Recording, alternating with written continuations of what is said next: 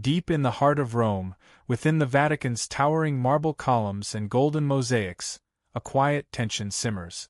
The serene surface, tourists photographing St. Peter's Basilica, ancient prayers echoing through sacred halls, belies a momentous shift. Pope Francis, a transformative reformer known for compassion and bold gestures, nears the end of his chapter. The question looms: who will succeed him as the spiritual leader of over 1.3 billion Catholics? The answer rests with the College of Cardinals, senior clergy who will gather in the Sistine Chapel for the conclave, a secretive and sacred process. This is no mere vote but a spiritual reckoning, a clash of ideologies between progress and preservation, reflecting theology, politics, and the needs of a global flock. Below, we explore 10 cardinals who could ascend to the papacy, each with a unique perspective and vision. 10. Cardinal Vying, the Doctor of Doctrine. Cardinal Vying, the 71-year-old Archbishop of Utrecht, is a figure of intellectual precision. A former medical doctor, Vying traded healing bodies for addressing what he sees as society's moral and spiritual drift.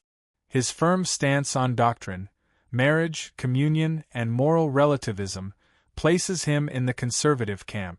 Supporters view him as a surgeon of the soul, essential for clarity, while critics argue his rigidity may hinder navigating modern complexities. A Dutch pope could suture tradition's torn fabric, but might his unyielding stance deepen divides?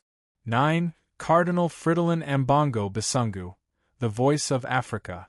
At 65, Cardinal Fridolin Ambongo Bisungu, Archbishop of Kinshasa, represents Africa's vibrant Catholic growth. Known as the Lion of Africa, his commanding presence and defense of traditional values resonate widely. Ambongo firmly upheld church teachings during debates on same-sex union blessings, cementing his conservative reputation. An African pope, a historic first, could symbolize the Church's southward shift, but his resistance to progressive reforms may fracture the conclave. Is the world ready for a lion on Peter's throne? 8. Cardinal Raymond Burke, the Defender of Tradition. Cardinal Raymond Burke, a 76-year-old American from Wisconsin, is a polarizing figure. Known for his regal bearing and staunch traditionalism, Burke defends the Latin Mass and questions pastoral reforms, often clashing with Pope Francis's initiatives. Admirers see him as a warrior for timeless truths. Detractors view him as tethered to a rigid past. An American pope would be unprecedented, but Burke's clarity could appeal to cardinals seeking stability. Can this traditionalist lead a diverse flock? 7. Cardinal Peter Erdo, the Silent Strategist. Cardinal Peter Erdo, the 72-year-old Archbishop of Esztergom Budapest, is a reserved scholar with influence in European theology. Trained in civil and canon law, Erdo emphasizes order and tradition, advocating for doctrinal clarity over compassion-driven ambiguity. His low profile belies a methodical mind that could unify conservative.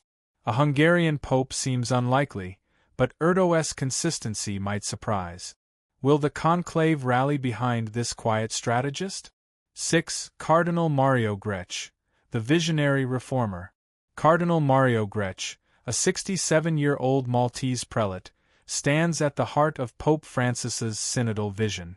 As Secretary-General of the Synod of Bishops, Grech champions open dialogue and inclusivity, aiming to make the Church more responsive. Supporters see him as a bridge builder. Critics fear his progressive leanings dilute doctrine. A Maltese pope could steer the Church toward reform, but his vision risks division. Can Grech's soft-spoken leadership unify the faithful? 5. Cardinal Matteo Zuppi, the Diplomat of Mercy. Cardinal Matteo Zuppi, the 69-year-old Archbishop of Bologna, is known as the Peacemaker.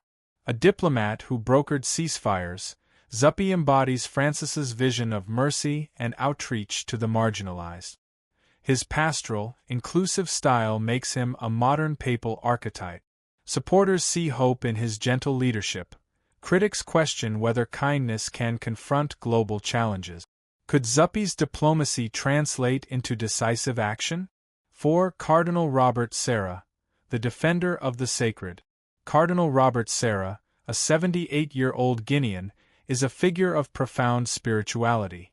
From a remote village to Vatican leadership, Sarah's reverence for tradition, Latin Mass, moral clarity, defines him. His books on silence resonate globally, but his resistance to secular compromises sparks debate. An African pope rooted in tradition could rekindle spiritual depth, but might alienate progressive. Despite his age, Sarah's prophetic voice remains powerful. 3. Cardinal Luis Antonio Tagle, the heart of Asia. Cardinal Luis Antonio Tagle, a 66-year-old Filipino, radiates warmth and compassion. Known as the Asian Francis, Tagle's emotional authenticity and outreach to the poor make him a global evangelist. As prefect of the Dicastery for Evangelization, he calls for inclusion, but critics fear his empathy lacks doctrinal firmness. An Asian pope would mark a historic shift, but can Tagle navigate Vatican complexities? 2. Cardinal Pietro Parolin, the master negotiator. Cardinal Pietro Parolin, the 70-year-old Vatican Secretary of State, is a diplomatic powerhouse. Instrumental in Cuba and China agreements, Parolin offers stability and political finesse.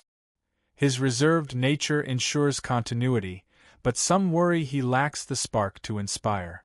A Parolin papacy would prioritize strategy over charisma, but will cardinals seek a technocrat or a prophet? 1. Cardinal Christoph Schonborn, the philosopher shepherd. Cardinal Christoph Schonborn, the 80-year-old Archbishop of Vienna, tops the list.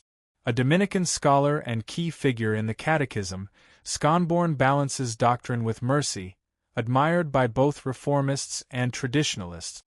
His openness to civil unions shows pastoral flexibility, yet he upholds core teachings. At 80, his health limits a long papacy, but a transitional reign could offer wisdom. Will the conclave trust this philosopher shepherd? The conclave, a sacred reckoning. The conclave is more than a vote, it's a spiritual turning point.